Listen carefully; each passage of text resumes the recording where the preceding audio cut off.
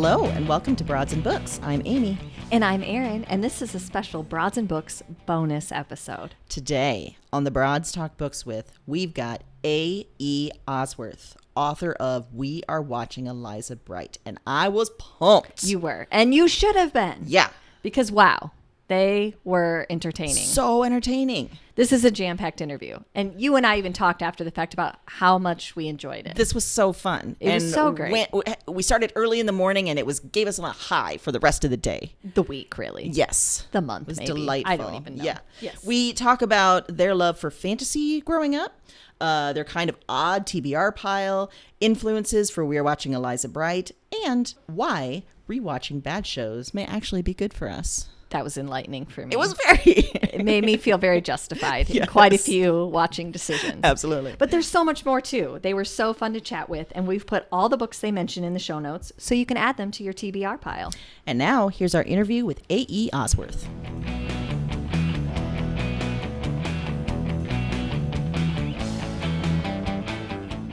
All right, so Austin, tell us about your favorite book as a kid or a teen, you know, growing up. What kinds of stuff did you gravitate to? What kinds of books did you read? So growing up, I was big into high fantasy. Ooh. Yeah, that was my jam. And you know, I have to say that like the first book that I really loved is a little difficult for me to talk about now, as a trans person. Oh no! Yeah.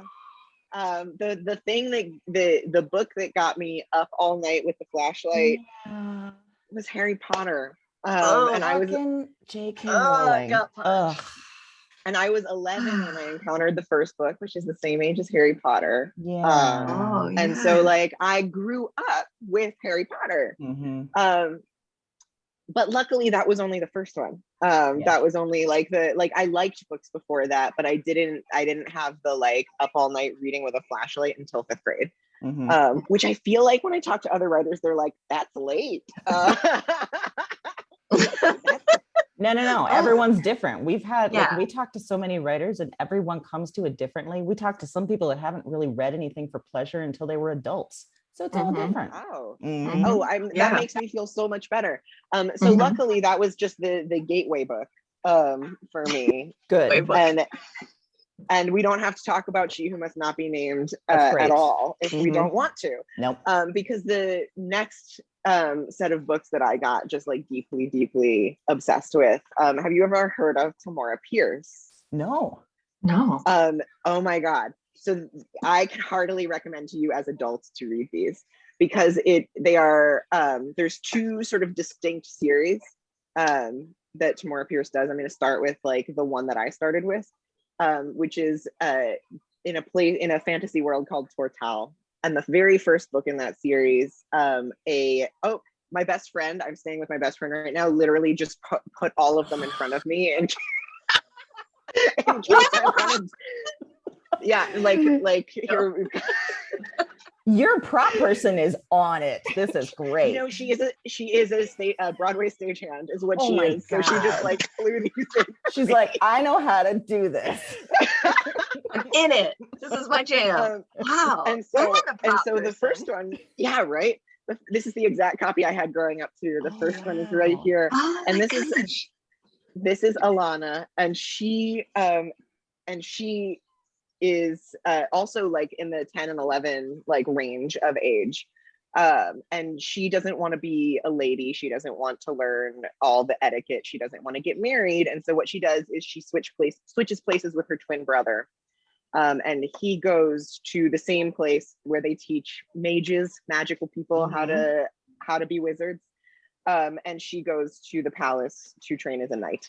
And so that is the first 4 books in that series. They're usually in 4. They're not always in 4, and it just goes on from there. And as you can as you can probably tell, like the queerness is baked in there. That's some fantastic gender bending. Yeah. Yeah. And in fact, sort of the exact opposite of our pal Joanne. Every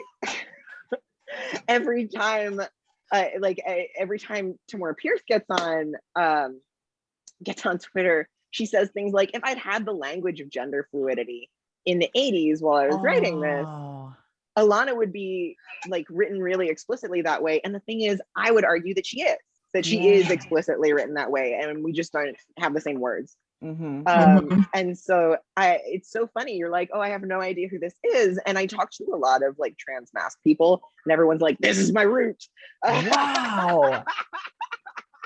This is it. That's amazing. fantastic. And I'm so glad that the author is still, is still a great person, not an asshole. Still a great person. And like the thing about these books is that the moral arc of them is certainly aspirational, in terms of like, how governments respond and react. Like this is, these books that I just held up like largely take place in a palace, where the prince is one of the characters involved. And so we get this like complex portrait of like what it means to govern and what it means to be a citizen, that is perhaps more optimistic than, especially in the last few years for us, that we might than we might have in our world. And I feel like what it taught me as a kid was to aim for the ideal, was to imagine the ideal, and to imagine it as a fantasy, as something fun. Because then when I'm imagining what this world could look like, I actually engage in the same kind of play, and in the same kind of like hope. And so that is like, that's my jam right there. Yeah, That's beautiful. That's amazing. Yeah. It also kind of takes that argument of like, oh, I didn't know when I was writing the books in the 80s. It kind of negates that, like you do know, and you can write it. And, this idea of things passing the test. Well, if you write correctly, I guess, if I'm going to call it correctly, then you don't have to worry about that. I'm so far from a person who believes in moral purity in fiction. I don't think it's a meaningful metric. Yeah. But what makes me absolutely batshit is to try to cram things into the text that aren't there at all. And that we've obviously seen that with our pal Joanne. I think we just need to start referring our pal Joanne. Joanne. Bless her heart, Joanne. Oh, Joanne. Joanne needs to take a seat and have some soothing beverages. She does. Just a nice cup of tea. Yeah. Yeah, she does. Well, one of the things that we've talked about a few times on the podcast, and that we hear from people, like you were talking about, fifth grade being kind of the time that you really use the flashlight on the book. Do you remember, was there a classic you struggled with? We hear this from people, like they encountered a classic too soon and maybe that impeded their reading life a little bit. Do you remember anything that you were assigned or encountered that you thought, yeah, I don't know about this? Freshman year. I know immediately what it is. And you know what? I will stand up for 14-year-old Austin on this one, because the classic that I could not get behind was The Old Man and the Sea. Yeah. Like I said, I will stand up for 14-year-old Austin and being like, it's this big. And I have never had so few pages take so many weeks, because it was the summer reading book before freshman year. Oh, that's mean. No. What? That's mean. And I was like, this shouldn't be a big deal. It's tiny. And yet every time I read a page and I want to throw the book into the creek, every time. If I had lived close enough to the sea, that's what I would have given it to. Just directly back into the ocean you go. And I feel like past Austin had my back, had present Austin's back on that one, because I feel like I maybe this is a bias of mine, but like I actually prefer to write with a far more embellished, longer sentence. Like I take a lot more in terms of classics from Woolf and Proust than I do from Hemingway. And that sometimes puts me in an odd conversation with, for instance, in my MFA program, where a lot of the aesthetic was far more spare. and that the sort of idea of the American novel is like far more spare than what I'm interested in engaging with and doing. So that's that. You know what, past Dawson, self 5, like. Well, we feel the same because we like some of the things that we hit up against, like Moby Dick, Jesus. We stand by it. It's like, listen, these are not things to give kids. This just makes reading terrible. It just makes it a drudgery, you know? I still haven't done Moby Dick. So like, if do not. Solid waste of time. And when there are so many classics, so like I think about the classics that like that hit it just the right time. Like I think about Beloved by Toni Morrison, that I read in high school. I think about heck, even all the Shakespeare's hit me at just the right time. Like the progression of Shakespeare's, with the exception of King Lear. I had a teacher beat that text into the ground. We don't need that anymore. And I would have loved it if I hadn't had that particular teacher. But like the progression of the Shakespeare's, that they really got me like exactly at the right times. And I think about Tess of the D'Urbervilles, I loved, which like everyone around me absolutely detested the thing, and I was like, no, this is great.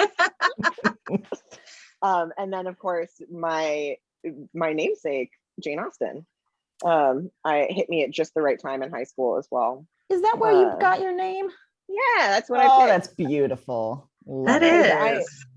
I wanted a neutral name, a gender neutral name, and I was like, what does that even mean? And when I actually asked that question to myself, I was like, cool, it means either nouns or last names to me, I guess. And so I went devotional. I went with a devotional name and picked that's beautiful. Jane Austen's last name. Do you think made a good point too, that when we talk about classics, that sometimes it's not just the text, but it's that different things mean different things to different people. So forcing everyone into this one path, like this is the best book you're ever going to read, is never really effective. No. You know, there's other people that probably didn't get anything out of Shakespeare, but it did mean something to some people. So, you know, I feel like we narrow that so much in school. And I think about like the classics I didn't get that like I encounter in like later in life, and I'm like, this whips, where was this? Like where was To the Lighthouse in my AP English class? Well, it was a woman, so that's just, you know, that's crazy. We can't have that. Can't have that. Corrupting youth. Do you think, you know, you mentioned Virginia Woolf, you mentioned Proust, you mentioned Jane Austen. Do you think those are some of the authors and books that made you want to be a writer? Or are there others that you think specifically you remember like, oh, I want to do this? I mean, to be honest, the wanting to be a writer part, that's much more Pierce than anybody else. Because I was like, this person sits down and for like truly like dozens and dozens of books, plays pretend.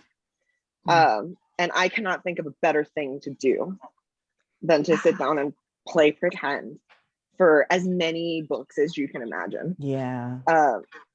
So that the wanting, that's the craft and the skill, like actually, like I feel like people are surprised when I talk about classics in relation to my book, because my book is about the internet. And so people are expecting me to have drawn a lot of inspiration from like really, really contemporary texts and the internet itself and technology, which I did. But a lot of the craft elements in that, Proust, Woolf, and Austen, all make an appearance in there. Absolutely. Jane Austen, you know, Jane Austen's use of letters, for instance, to build tension. The only difference between that and the G chats that I use in We Are Watching Eliza Bright is speed. And so like that is that is the actual difference, but craft wise, like they function really similarly to any epistolary project. So like that's in there. My narrators presume to understand what is going on in the protagonist's heads, and they jump from protagonist to protagonist, sometimes in the same sentence, as in To the Lighthouse. That was my model text for how to do it. And Proust, you know, I have a narrator that doesn't have a single period in any of their chapters. Oh my And God, yes. so technical skill wise, and like what are the rules, what are the models, and how can I break them, and what does it mean when I do? I'm looking to Proust for that. Proust in translation, and I've read it in French as well, which was very painful. I'm not that good at French. Oof, yeah, that doesn't sound fun. But like in terms of like how is this constructed and why would we construct it this way, like a lot of the actual skills that I use in my book are from the classics. Wow. So the wanting and the skills come from different places for me. For sure. Well, shifting focus a little bit to your reading life now, how many books are on your to be read pile, and what are a few that you can share? We love this question. You're hitting me at kind of a weird time because I'm traveling. Yeah. I am both traveling, and the reason I'm traveling is to go to a writing residency where I'm working on my second book. Ooh. Which means a lot of my reading is geared toward my second book. Yeah. Sure. Yeah. Which is about Satan. And I say that really glibly, but it's actually rooted in like a lot of biblical scholarship. So my reading life right now, a little strange. It's a little weird because I have the things that I have in my suitcase while I'm traveling, and the things that I'm reading before I go to this writing residency, so that I can like really use my time there writing instead of researching. I have 3 Bibles with me. And so I was like, okay, like what else do I have? Well, here we are. The Rise and Fall of Adam and Eve, which is nonfiction. Yeah. Which talking about kid stuff, did any of you have like an ancient Egypt phase, or was that just me? I did in like 4th and 5th grade. Yeah. This, if you were the kid with the ancient Egypt phase, this will scratch that itch. Okay. Because it delves into like ancient society and like what myths were at that time. I just got done reading a little section about Augustine of Hippo, and it talks about Augustine of Hippo's family in like pretty modern terms, because like this guy's dad was like trying to save for college essentially, and I was like, oh, nothing's different. Yeah, the concerns of the family things are still there. They're like, this kid really needs to go to the university at Carthage, so we've got to scrape everything together. And I'm like, they just need a GoFundMe page, and then we're modern, and that's it. Yeah. And the things that I loved as a kid, like figuring out about ancient Egypt, weren't the ways that ancient societies were really different, though those were fascinating as well. It was the ways in which ancient society was exactly the same, like how much people loved their cats, and like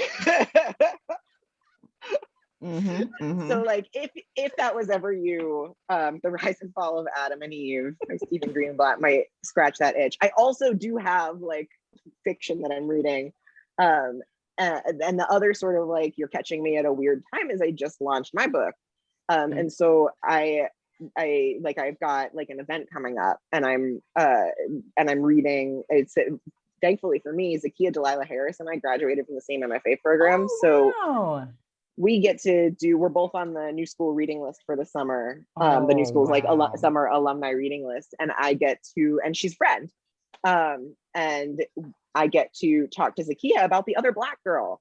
So I'm reading The Other Black Girl. That's awesome. And it's fantastic, and everyone should be reading it. And we are going to talk about I'm reading it for in particular marginalized characters in thrillers, and like the craft function of marginalization in thrillers and how that builds tension. And so that's on my list right now. I also have a galley of truly the weirdest book that everyone should also be reading. It comes out next month, and it's called Several People Are Typing by Kelvin Pasulki. And it is told entirely in Slack messages. It's a work from home workplace situation that he'd been working on for a long time, and then everyone worked from home for a minute. Oh my god! Not everyone; those with the privilege to work from home worked from home. And so it just like is hitting like just at the right time where everyone is like on board with what this is.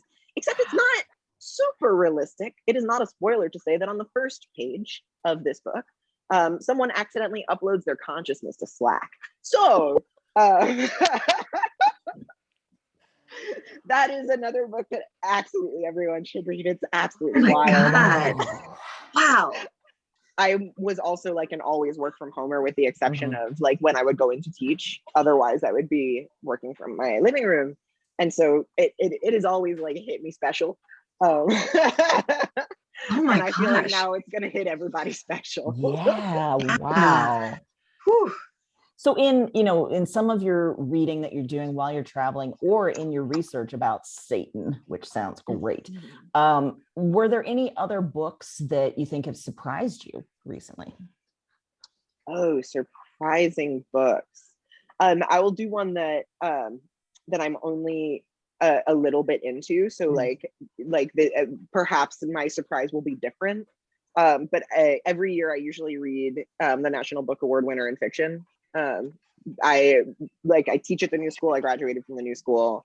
They host the National Book Award readings, so I usually go to that when it exists in the world. Cool. Yeah. And so I get to hear all of the nominees read their stuff, and then I make sure that I get the award winner. And this year that is Interior Chinatown by Charles Yu. Oh yeah. And I'm only a little bit into it, so like I said, my surprises may be different and bigger as I get farther into it, but it is so cool. It is when I crack open a novel, I expect okay, this is a novel, and so I'm going to open the first page and this is what the prose is going to look like, and this is inhabiting a world that is told both with novelistic conventions, but also with screenplay conventions. And so the form of that is so fucking interesting. Yeah. It's so fucking cool. And I was like, cool. I didn't go to the reading this year because there's no places. Right. So I didn't go. I don't have a preview of what this is going to be. But I know it won. I always read the winner, and so here we go. Yeah. And I opened it up and I was like, what is this? It's so cool. This is not what I was expecting at all. And so Interior Chinatown by Charles Yu. That's awesome. I didn't realize that it was in sort of a screenplay format. That makes me want to read it even more. Yeah. Well, so it isn't. Dive in. Okay. It is really formally experimental. Awesome. And love that. It also addresses the reader in second person. And does it really does it pretty successfully too. Super cool. It's super cool. I like it already. How do you, outside of when you're kind of researching for a book or, having a book event, how do you normally find book recommendations? Oh, well, the nice part about being a writer is that not everyone I know, but a lot of people I know are also writers. And so I sort of have a constant inflow of everyone's books that I like. I'm in particular really excited for 2022. I feel like that year's gonna rule. Gina Cadleck's book, I think, is 2022. I have this constant influx of people's books. So that's one way. Is my friend's brain did a cool thing. Now I get to read it. But the other thing is that everyone also is constantly reading for their projects.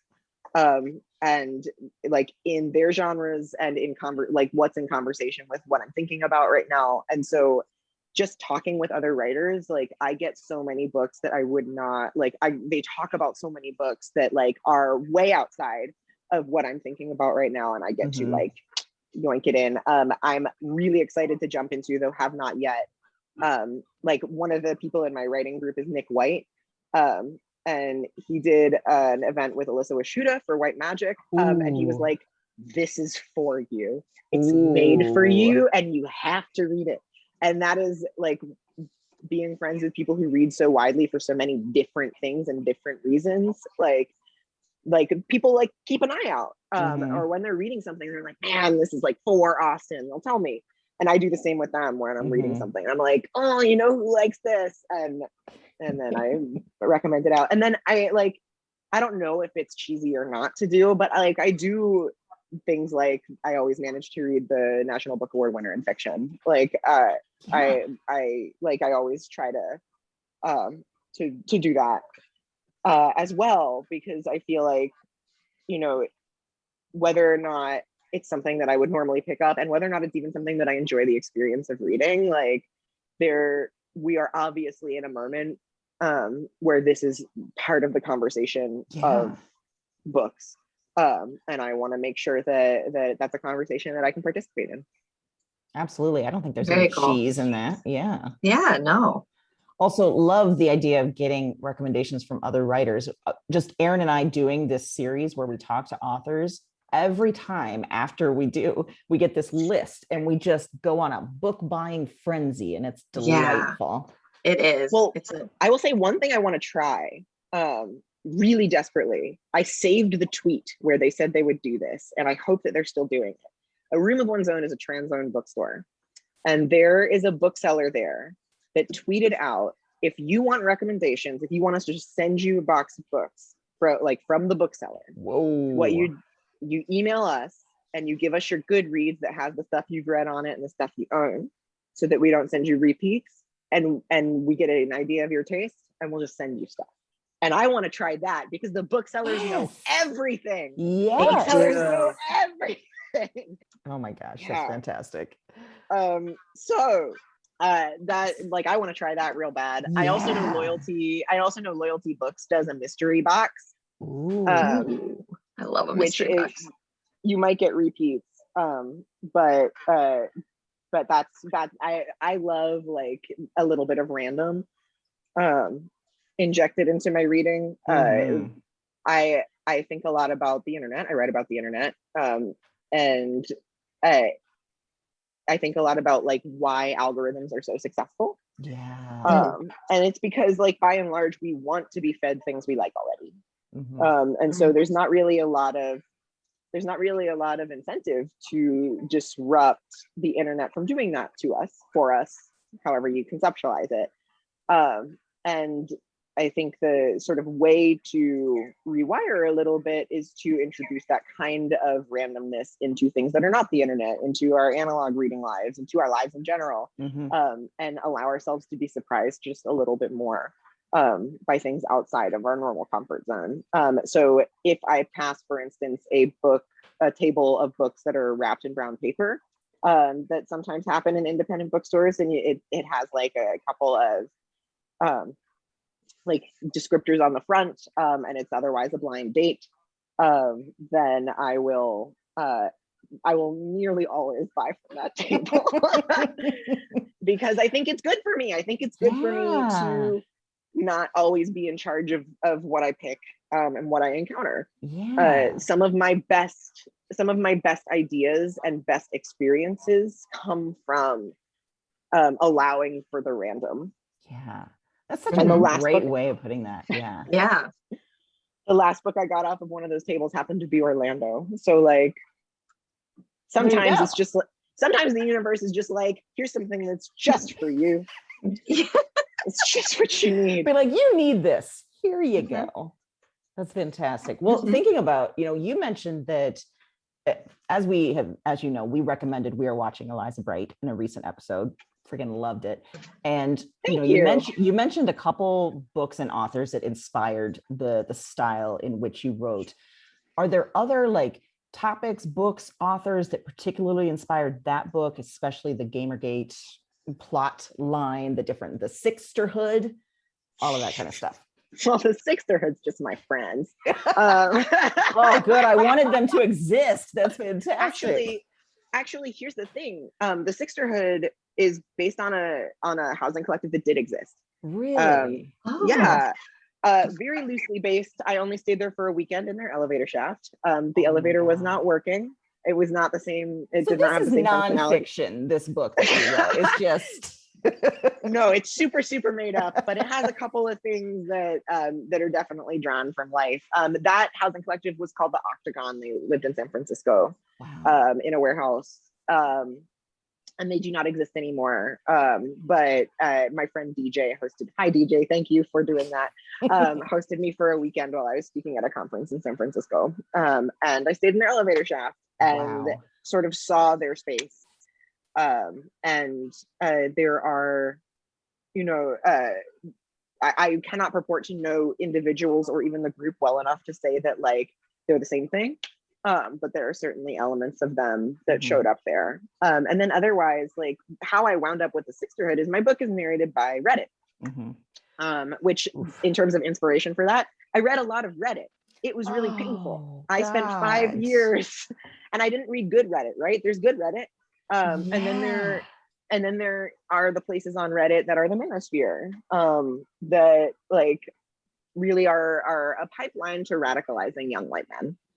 I just finished a book called Men Who Hate Women, and it's all about the manosphere. And it sounds like the author did something similar, where just hung out on the Reddit forums, the incel forums, all of that. I applaud you for the mental stability to do that. Yeah. It's like giving the internet a proctology exam. I stared at the butthole of the internet for 5 years. And that's just what it is. Man. And in terms of like mental stability to do that, here's the thing that I learned doing that as a by the by, and then we'll get back to how I wound up with the Sisterhood. A thing that I learned is that there are some times where my inner monologue sounds a lot like the Reddit guys. And that's not from reading Reddit, right? Misogyny didn't get born on Reddit. So sometimes I will think a thing about my own appearance, or I will think a thing about what I deserve in this world as a trans person. Or I will think something really cruel, and it's usually about me. I usually don't apply it to other people, but that's just as fucking bad. I am also a person like everybody, and what actually like looking at this voice, and the things that they say and what they prioritize and how they say it enabled me to pick out the times where my voice actually came from somewhere that wasn't me. And that came from, you know, existing in the misogyny that we just exist in. Because it didn't, like I said, it's not exclusive to the internet. It didn't get made up on the internet like this. The internet has amplified and like exemplified things that are already happening all the time around us. And so it's enabled me to go, okay, like I just had that thought. What's the second thought instead? What is the, like, I had that thought and that's not coming from me and I do not endorse it. So what's the next step from that, instead of just wholesale not examining it? And that's been a really like special outcome. And I actually kind of hope that the effect of reading it, that at least a couple of people in the world have some of the same thought processes, because I'm a lot kinder to myself than I was when I started writing this. Fantastic. Wow. That's an amazing outcome to that. Wow. Yeah. It turns out writing a book super changes you and you don't always know exactly how. It's impossible to predict exactly how that's going to happen. How I got the Sisterhood, they were a late ad. I had one single hacker that kind of solved the problem when I first turned this into my agent. He was like, that's a Deus Ex Machina. She solves too many problems. She deserves her own book. Get her out of this one. And I was like, you're probably correct. And so the Sisterhood got inserted then. And then my editor was like, hey, around the time I handed another draft to my editor, I started having this like crisis of conscience about the portrayals of community in We Are Watching Eliza Bright. Because if I was portraying only Reddit, which is the butthole of the internet, or at least the parts of Reddit that I was portraying are the butthole of the internet and made for radicalizing young white men and are super insecure, and are really cruel. If that was the only community that I was portraying, what's the argument that I'm making about community and about the internet? And do I actually agree with that argument? And the truth is I don't.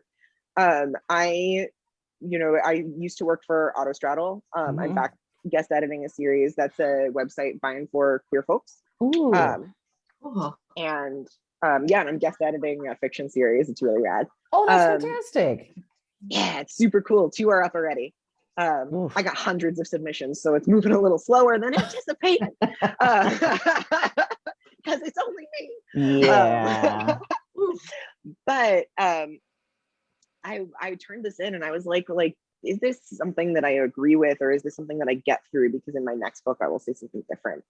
And my editor, Seema Mahanian, got back to me and was like, hey, there's actually like a kind of a hole here, which is that you say in the prose that the Redditors can't really imagine what's inside the Sixterhood, and yet they still narrate. They're also really brutal to listen to for 400 pages. What if the Sixterhood narrated the portions of the book that are inside the Sixterhood because they can see what's going on? And I knew immediately that she was right. And I was like, how weird can I get? And she was like, how weird can you make it? Then I rewrote a chapter, just one, in that voice with that choosing, no periods, creative capitalization, radical kindness. Like there was like a lot of like hallmarks of them. And then I looked down at what I had and I was like, oh, this is how I text my friends. That's what I built here. And I got really sad because my impulse as a person, as an author, was to focus on the Redditors, which are largely straight white men, not entirely, but like that is a large commonality in those places. And I wanted to put those in fiction because I'd seen that before. And I had never seen something entirely like the way that I speak to my queer community, a community that exists on the internet, that I made on the internet by working for the website and in the places that I have worked. Well, I will tell you that the Sixterhood's voice is often in my head when I need a little pick-me-up because they are just so generous and like almost to a comic level. I'm like, yes, I love this hyperbole. I love it. So you did well there. Thank you. But that in terms of like inspiration, like it's absolutely like, yeah, I'm going all the way back to the original question. Modern inspiration. It is, the Sixterhood is based on, my friends and also this community that did exist. Yeah. The plot events in here are based on actual things that have happened in the context of Gamergate, but also in the context of online harassment. But then another contemporary book that I was like really writing, there are a couple things that I was writing against, because I think that's I think it's totally fine to get super mad and then write 400 pages based on the fact that you're just fucking pissed. And there were 2 things that did that. A Law and Order SVU episode about Gamergate. That episode. And it's bad. And it's bad. Because in the space of fiction, why would you choose to absolutely punish the person who is already being punished by Gamergate? Yes. And that is what that episode does. That episode takes that punishment and without any nuance and without any analysis, heightens it. And I was like, I do not want to do that. If we're going to explore this in the space of fiction, like we get to make different choices about what happens, and we get to explore truth from the vantage point of like we can actually deviate from the facts to tell the truth. And so what happens if, for instance, I make the decision, and I don't think that this is a spoiler, if I make the decision that she's not going to quit in the end, no matter what. And that was something I had in my head from the beginning because I hated that episode of SVU. That is like, I think it's okay to write against stuff that you disagree with. I think absolutely. Well, it makes it purposeful too. When we encounter things that we're frustrated with or we don't like the portrayal, then there's an outlet, which is really what's needed, because otherwise it just bottles up. And well, because the answer isn't that those things shouldn't exist, right? The answer is we need more things. Yeah. We need more portrayals, we need more books, we need more things that deal with Gamergate and effective space. We need more takes on this, not fewer. And so like when I'm like, oh, like I got mad so I made a different thing, like what I am not arguing for, again, I'm not the guy that thinks moral purity belongs in fiction. But I do think that we need a lot of different kinds of fiction that Yeah. deal with these issues in order to move through the world in a nuanced way. Oh. Absolutely. Thinking about fiction and recommendations and things that we've talked about, is there a book or an author that you think everyone should read? Oh gosh. Because I am on the leg of my journey where I'm in the sort of New Jersey, New York area, I will share with you my favorite New York essay and the book that it is in. Because I think everyone, I know the New York essay is done to death.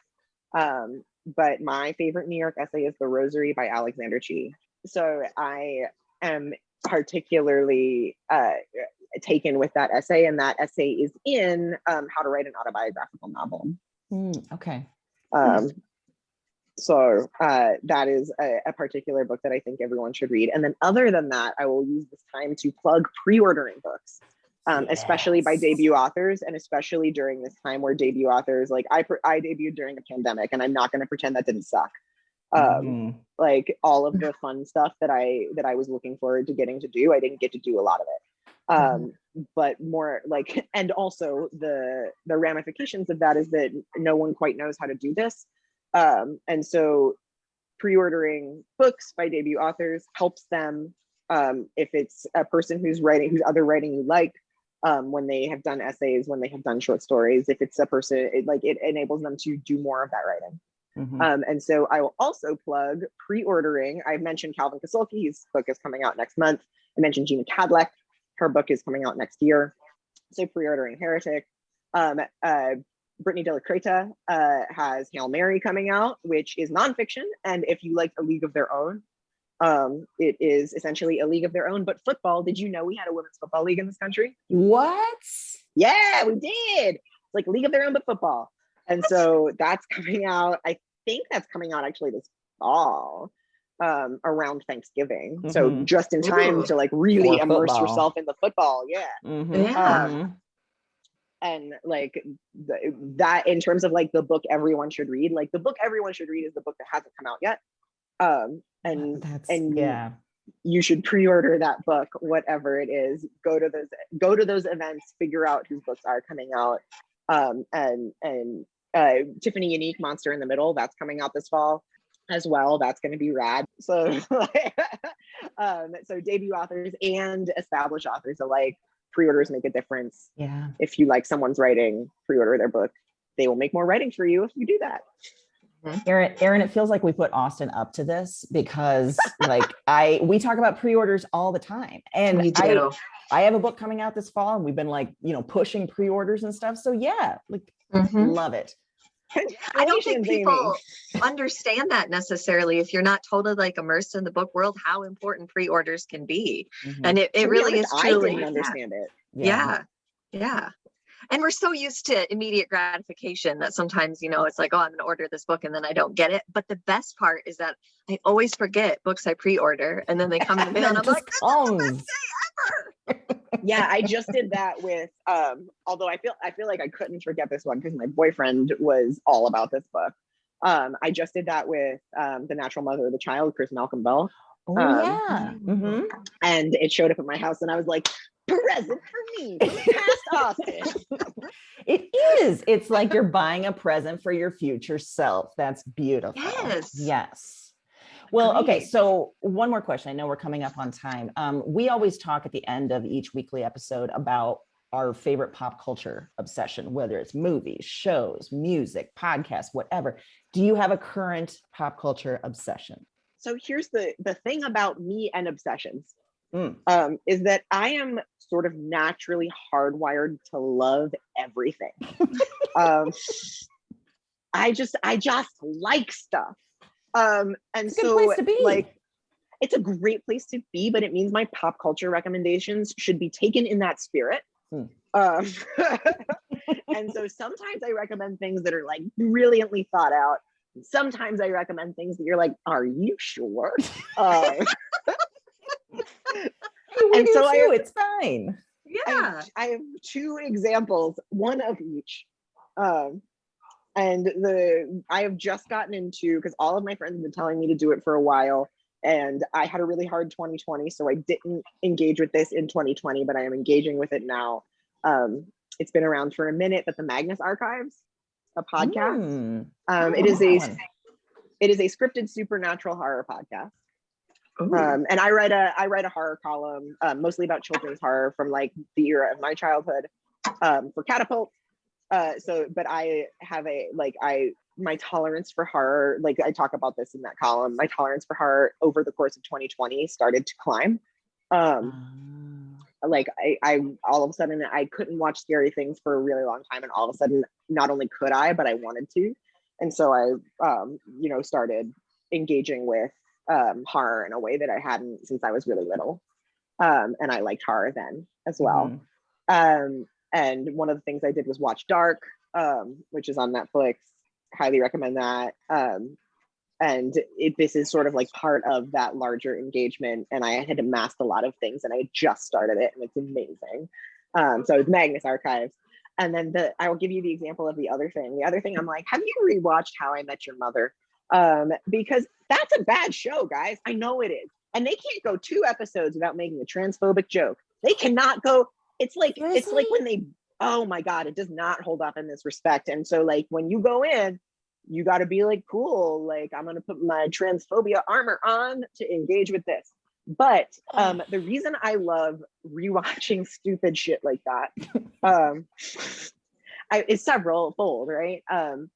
Rewatching things enables us to feel a sense of control in our lives, for instance, when we're in an era that feels really out of control.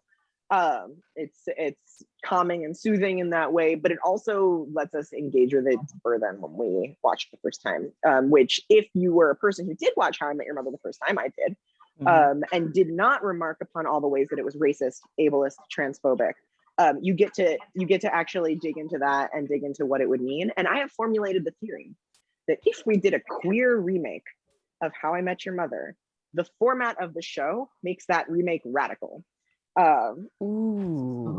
Because the premise of How I Met Your Mother is this is why everyone's like, please sit down. Please sit down and give us no pop culture recommendations. Please don't do it. Because the premise of How I Met Your Mother is that we start with Ted Mosby speaking to his future children, a thing that he deeply, desperately wants. And he wants those children with a partner. And we know that in the sort of past storyline, which was the present storyline while it was airing.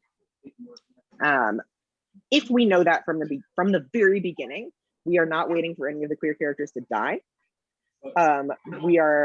We know that their life is basically a happy one, wherein they get something that they really want. Okay, I'm sold. Okay. Yeah, you got me there. Yeah. And then if we even take the character of Barney Stinson, who is a monster, and we give like and we do some of that like gender relational thinking in a queer context that actually addresses like a real problem about like misogyny in the queer community. And so giving like a queer masculine person that kind of arc is actually like intellectually rigorous in a way that How I Met Your Mother wasn't. And so this is why I recommend rewatching bad TV. Is because then you get to talk to people like this. And they get to say to you, for instance, I think you need to sit down and I'll get you a soothing beverage. Well, you're already sitting down and it looks like you have a soothing beverage. I'm in. I think this is great. Yeah. I think the way your mind works is great. See, I would watch it and be like, this is terrible. I don't know what to do about that. Click. Instead, but Austin rewrites it. Yeah, in a great way. Thank you. But yes, and are those pop culture since they're a little bit old? I would argue that yes, they still are. Especially since How I Met Your Mother does have a sequel coming out. That's right. It does. I missed that. Yeah, How I Met Your Father. I'm skeptical.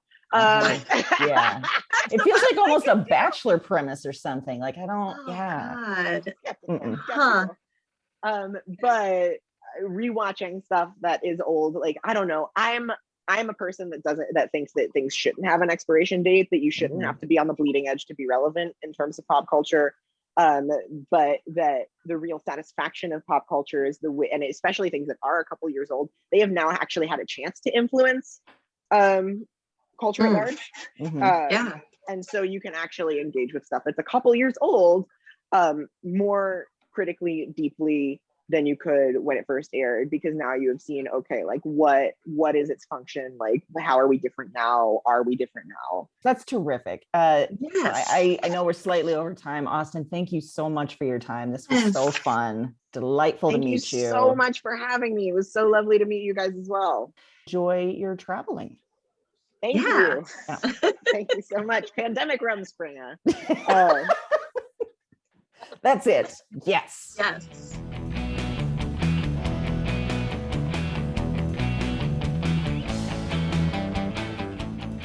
What a delight. What a delight. I know we say that a lot, but it applies. It applies. A lot of the authors are wonderful, but this interview just... I like that Austin just came in hot and was Yes. ready to go, was very excited to be there with us. It was awesome. The energy Yeah. was amazing, and we're not lying when we say that we really felt that all week. Yeah. We just that's the best thing about this podcast, It right? is. Getting to talk to authors that are truly in love with books and Yeah. reading and sharing that and learning about it. It's so fun. And it makes us excited to read. It makes us Yes. excited to keep talking to more authors and find out how this space is so beautiful and expansive and inclusive. And it's just a goddamn delight. Delightful. It was interesting to start off right off the bat Yeah. with the kind of shitty trans experience of looking back on their first book love and how it has been sullied by She Who Shall Not Be Named. Which was terrific. It was terrific. Yeah, in that sense. That was a Dear great way to- Joanne, Yeah. who is sorely misguided. And it was really, though, I imagine it's a very common experience for so many people who grew up with Harry Potter and who have come to understand themselves in this way and realize, oh, shit, it's almost like a betrayal. Yes. Yeah, it does. Yeah. Yeah. I can imagine it really feels that way. But thankfully, they had other authors that they were in love with, that they Yes. wrote inclusive fantasy. So Yeah, you like could, Tamora Pierce. yes. And so you can scratch that itch a different way and not have to Exactly. only fulfill it one way. Writing, playing pretend. Yeah. It's a simple way to look at it, but It I've also is. never really heard of it framed that way. Yeah. And it's a beautiful way to look at it. You get to create this thing and have it be how you want it to be, which is a delight again. It is, but also I can understand too how that power can go to heads because yes. every once in a while I feel godlike in my Yes. ability to be like, you know what, I'm going to kill this person Killing them off. Done. in the pages, not in real life, but in these pages, I am goddamn God. We don't talk about a lot, if I wrote really regularly, how many of my characters would just be maimed. Just be missing arms or ears, or I just... Because you're mad at them? Yeah, I think Okay. I would just do a lot of things that made no sense, which Sure. is why you're a much better writer. We should Well, I leave don't it know up if to it you. makes Yeah, sense. no, I know. but Yeah. Because Good you should point. probably just kill them and not just maim them. But, No, I mean, hey, if you've got stuff to work out, that's a great way to work it it's a out. great way to do it. Yeah. It's a great way. I love that the next book is about Satan. And so... Right? I did not see that coming. And so the TBR pile is necessarily quite strange, 3 Bibles they're Yes. carrying around. Mm-hmm. That's got to make for some intense reading. Yes. I love, because I'm a sucker for this too, the randomness and specifically those mystery books that are wrapped in brown paper. I think a lot of times right now they get framed as a blind date with a book Yes. in brown paper. And I'm a sucker for that. It's so fun because when they started talking about this and you were talking about this, I was like, oh, I hate that actually. I hate not knowing what's in there. I want to know. But after, talking this through, I think Austin convinced me that I should go ahead and take that gamble because it's not really a gamble. Yeah. I think it's just the idea of it on the front maybe made you feel that way. Because I think you are kind of like that. You go into bookstores and buy books you've never heard of. Oh, for sure. But it's somehow, I don't like that. Yeah, it's completely covered. I don't like, I want to know something. Right. I don't know. gotcha. I think this reveals something about me. Maybe. Maybe it's my detesting of games That because could it's be. somewhat game-like. That's true. you know? That's what we've hit on here. Yeah, this does feel This game-like. is the deep-seated, weird, traumatic fear of games. Which coming is out. why I maim people and you kill them because you're out. I'm not playing a game. You're just dead. No games here. This No is just games. happening. Yeah, I like that. Oh my goodness. The talk about the research that Austin did for We Are Watching Eliza Bright and the significant amount of time they spent in the butthole of the internet. That is, I can't imagine how sad that must be. Mm-hmm. Frustrating. Mm-hmm. Painful. So painful. Infuriating. Yes. But I do like that. I mean, Austin was able to frame it in a way of like, you know what? It kind of showed me my own internalized misogyny, my own internalized transphobia, and I'm being nicer to myself as a result. Absolutely. Yeah, there was a lot in that discussion that was really interesting. And we've sort of danced around it a few times on the podcast, some different podcasts that you've listened to and recommended, down the rabbit hole. But their take on it, I just thought, wow, that to be able to articulate it that way and to take what you needed to out of it was really interesting. Yeah, that's like an ideal. If you're going to swim in those terrible, terrible shark-infested waters, Yes. that you come away with a deeper understanding of yourself and be nicer to yourself. Personally, I also loved that this was partially written pissed off at the Law and Order SVU episode. Which I haven't seen, Gamergate. so... Oh, I have. And I thought of it right away, but I didn't want to say, like, remember that really bad SVU episode about it? And they did. They remembered it. Yes. And it pissed them off. Yes, as it should. It honestly felt like we had put Austin up to talking about pre-orders. This did. very impassioned speech about pre-ordering books. It felt very near and dear to my heart in particular. Yes. And it felt like, maybe we did this on purpose. We did not. We didn't.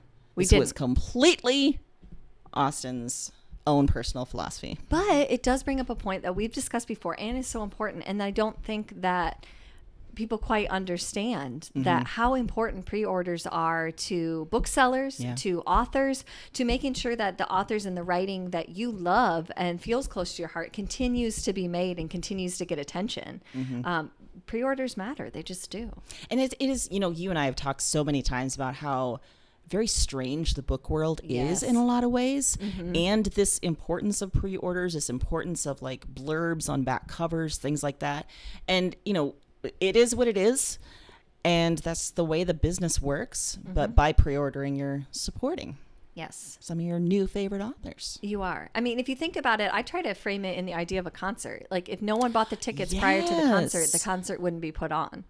It's the same idea. Like we're just so used to instant gratification that it seems weird to buy and not get something right away. But we do that in a lot of other aspects with a lot of other art forms. It would just, you got to make that connection and do it with books. It's a good point about instant gratification, because I remember back in the early 2000s when Buffy the Vampire Slayer started coming out on DVD and it would only be every 6 months they would release a new season, and I had to wait 6 months to get those damn DVDs in my hot little hands. Or it might throw you back to your Blockbuster days where you go and you'd be like, oh Yes. no, the movie I It's wanted not to watch is there. out. They'd only had so many copies and everybody else got here first. So I have to settle for Mom, I Killed the Babysitter again. I think that's called Don't Tell Mom the Babysitter's Dead. Oh. Is now If we're thinking of the same one with Christina. Yeah, I never actually saw it. I just was thinking of the cover because I remember seeing the cover a bunch of times. Okay, Don't Tell Mom the Babysitter's Dead. Yeah. I watched it. It's a What did glorious I movie. say? Mom, I Killed the Baby. Yes. You turned it into a murder. Mine is so much darker. Oh, boy. Well, speaking of old stuff. Oh my gosh, yes. I love it. Yes. How I Met Your Mother came up. But I love that idea of like knowing that you're going to go into these old shows and old movies and see some bad stuff. Yeah. But almost using it as a way to like, oh, look how far we've advanced in this. Or look how far I've come in my understanding. I really like that idea. I did too. And the idea of reframing it as, if you put different people in the roles and try it again. Yeah. It's so interesting. Yeah. And it never occurred to me. Never occurred to me either. I like the deep thinking that came from. Right? Yeah. Did it make you think they'd be a great professor? Yes. I thought that a few times. Ooh. So I'm like, I feel like these are very elevated ideas that you're giving to me in a way that I am just eating up. Maybe it's a whole class on How I Met Your Mother. It could be. Yeah. It could be on anything, really. It could be on anything. Because incredibly accessible and intelligent. Yes. And that you don't always find that combination. That's very true. And hilarious as hell. So We funny. laughed a lot. We did. And I sweat when I laugh, so I was very sweaty after this. So sweaty. So sweaty. So sweaty. So much sweat. That's a little behind the scenes action. Yeah, for you. look There's at there. so much sweat when Look we at there. record. Oh boy. Well, guess what? We will be back next Wednesday with our regular weekly themed episodes. In the meantime, happy reading.